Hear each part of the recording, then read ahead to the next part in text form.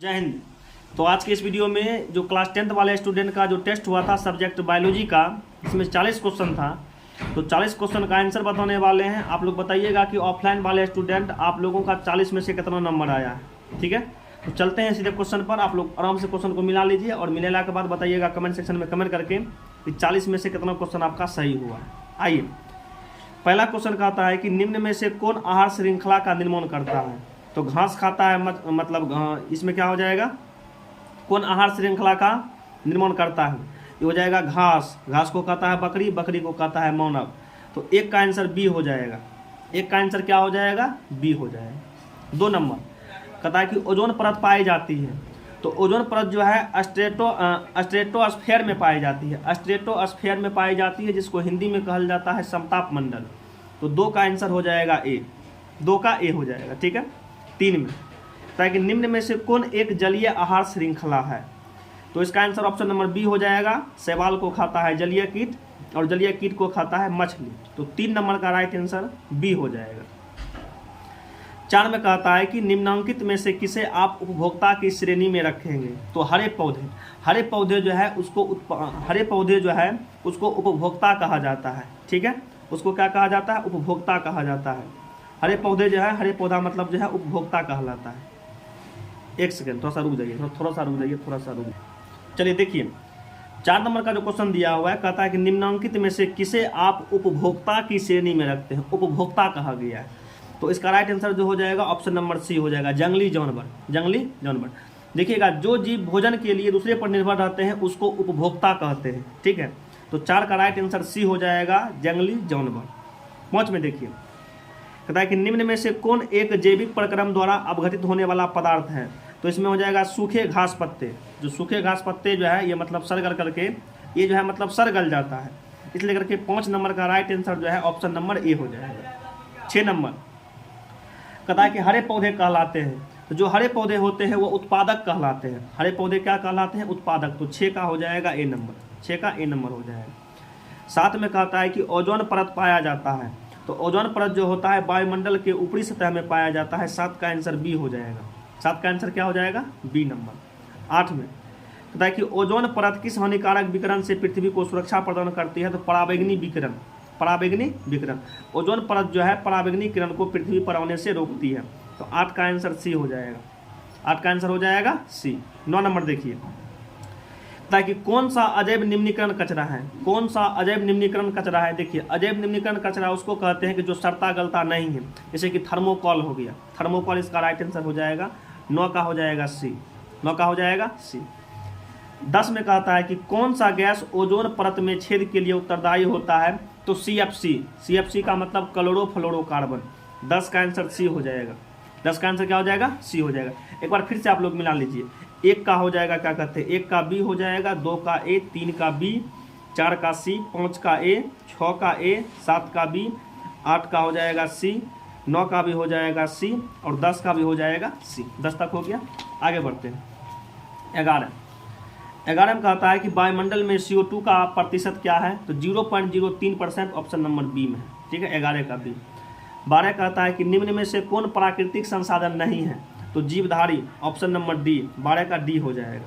13 कहता है कि निम्न में से कौन सा पर्यावरण अनुकूलन नहीं है। तो मोटरसाइकिल से चलना ये पर्यावरण के लिए अनुकूलन नहीं है, इससे पर्यावरण प्रदूषित होता है। ठीक है, तो 13 का आंसर हो जाएगा सी।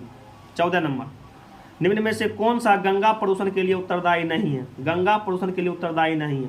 तो गंगा में मछली पालन करने से क्या होता है, गंगा प्रदूषित नहीं होता है बल्कि और शुद्ध होता है। ठीक है, तो इसका आंसर ऑप्शन नंबर ए हो जाएगा। 14 का ए। 15, चिपको आंदोलन किससे संबंधित है। चिपको आंदोलन वन संरक्षण से संबंधित है। 15 का हो जाएगा ए। 16, ओजोन के अणु में ऑक्सीजन के कितने परमाणु होते हैं। ओजोन का फार्मूला O3 होता है। तो ओजोन के अणु में जो है ऑक्सीजन के 3 परमाणु होते हैं। 16 का हो जाएगा सी। 16 का सी हो जाएगा। 17, दी ओरिजिन ऑफ स्पीसीज नामक पुस्तक के लेखक कौन है। तो चार्ल्स डार्विन। 17 का हो जाएगा ए। 17 का ए हो जाएगा। 18 कहता है कि प्रसिद्ध पुस्तक द माइक्रोग्राफिया किनके द्वारा लिखी गई है। तो रॉबर्ट हुक के द्वारा। किनके द्वारा लिखी गई है, रॉबर्ट हुक के द्वारा एक किताब लिखी गई है द प्रसिद्ध पुस्तक माइक्रोग्राफिया जो है ये रॉबर्ट हुक के द्वारा लिखी गई है। 18 का आंसर डी हो जाएगा। 19 में ताकि निम्न में से बौने पौधे को दर्शाते हैं। बौने पौधे को दो गो स्मॉल टी से दिखाते हैं, छोटका टी फिर छोटका टी, ये हो गया बौने पौधे। तो 19 का आंसर सी हो जाएगा। 20 नंबर मलेरिया उत्पन्न करने वाला मादा एनोफिलिस मच्छर किस तरह के जल में उत्पन्न होते हैं। देखिए मलेरिया उत्पन्न करने वाला जो मादा एनोफिलिस मच्छर होता है ये गंदे जल में उत्पन्न होता है। कहाँ उत्पन्न होता है? गंदे जल में। लेकिन डेंगू वाला मच्छर जो होता है वो साफ या शुद्ध जल में उत्पन्न होता है। ये जो मलेरिया वाला मच्छर है ये जो है गंदा जल में उत्पन्न होता है। तो 20 का आंसर बी हो जाएगा। 20 का आंसर बी हो जाएगा। 21 निम्नलिखित में से कौन एक लिंगी पादप का उदाहरण है? पपीता। 21 का सी हो जाएगा। 22 फूलों में नर प्रजनन अंग होता है तो पुंकेसर। 22 का ए हो जाएगा। 23 का आता है कि फूल का कौन सा भाग फल में बदलता है तो अंडाशय। 23 का सी।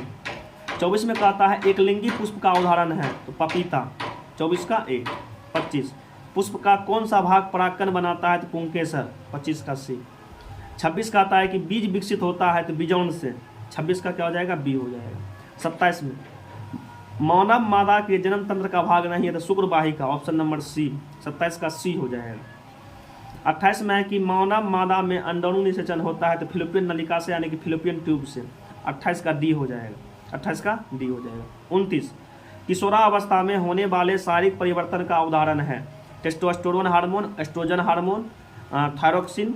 तो ऑप्शन नंबर डी हो जाएगा। ए और बी दोनों, टेस्टोस्टेरोन भी है और एस्ट्रोजन भी है। तो 29 का आंसर डी हो जाएगा। 29 का आंसर डी हो जाएगा। 30 में टेस्टोस्टेरोन हार्मोन स्रावित होता है।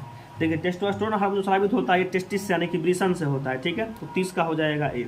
30 का क्या हो जाएगा? ए हो जाएगा। 31 में देखिए 31 का आता है निम्नलिखित में से कौन सा अवशेषी अंग मानव में पाया जाता है तो अपेंडिस। अपेंडिस जो है मानव में पाया जाता है। 31 का डी नंबर। 31 का डी नंबर। 32 में कहता है कि न्यूक्लियस शब्द किनके द्वारा दी गई है तो न्यूक्लियस शब्द जो है रॉबर्ट ब्राउन के द्वारा 1831 ईस्वी में न्यूक्लियस का खोज किया गया।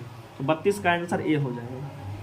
33 में कहता है कि मानव शरीर की एक सामान्य कोशिका में कितने गुणसूत्र होते हैं, कितने जोड़े गुणसूत्र होते हैं। जोड़ा गएगा तो 23 जोड़ा। कितना जोड़ा? 23 जोड़ा। 33 का डी हो जाएगा। 34 मनुष्य, बिल्ली एवं चमगादड़ के अग्रपाद होते हैं समजातन। 34 का क्या हो जाएगा? ए हो जाएगा। 35 में मानव युग्मक में लिंग गुणसूत्रों की संख्या 2। लिंग गुणसूत्रों की संख्या कितना होता है? 2 होता है। 35 का बी हो जाएगा। 36 में कहता है दी ओरिजिन ऑफ स्पीसीज नामक पुस्तक के लेखक कौन है तो Charles Darwin. Option number A में डार्विन है तो ऑप्शन नंबर ए हो जाएगा। 36 का ए। 37 नंबर निम्न में से कौन सा जीवाणु जनित रोग नहीं है? मस्सा हो गया, सिफिलिस हो गया, गोनरिया। देखिए सिफिलिस और गोनरिया जो है, सिफिलिस और गोनरिया, इस सिफिलिस और गोनरिया ये जो है ये दोनों रोग जीवाणु के कारण होता है, जबकि एड्स और मस्सा ये जो होता है वायरस के कारण यानी कि विषाणु के कारण होता है। तो कहता है कि कौन सा रोग जीवाणु जनित रोग नहीं है, मतलब जीवाणु से द्वारा होने वाला नहीं है तो मस्सा हो जाएगा। 37 का हो जाएगा ए नंबर। 37 का ए नंबर। 38 का आता है कि पौधे में जनन अंग कहाँ पाए जाते हैं तो फूलों में यानी कि पुष्पों में पाए जाते हैं। 38 का सी। 38 का सी। 39 भ्रूण का विकास होता है तो भ्रूण का विकास जो होता है वो गर्भाशय में होता है। ठीक है, गर्भाशय में होता है। 39 का सी हो जाएगा। 39 का सी हो जाएगा। 40 भ्रूण को माँ के रुधिर से ही पोषण मिलता है, इसके लिए एक विशेष संरचना होती है जिसे कहते हैं प्लेसेंटा, या इसी को कहा जाता है अपरा। इसी को क्या कहा जाता है? अपरा कहा जाता है। तो 40 का सी हो जाएगा। 40 का सी हो जाएगा। अगर किसी क्वेश्चन में डाउट आ जाता है तो आप लोग क्वेश्चन नंबर कमेंट सेक्शन में कमेंट कर दीजिएगा। और आप लोग क्लास के ऑफलाइन वाले स्टूडेंट हैं तो आप लोगों के पास क्वेश्चन होगा, आप लोग क्वेश्चन से मिला करके बताइएगा कि 40 में से कितना आपका सही हुआ। मिलते हैं नेक्स्ट क्लास में बहुत ही जल्द। जय हिंद।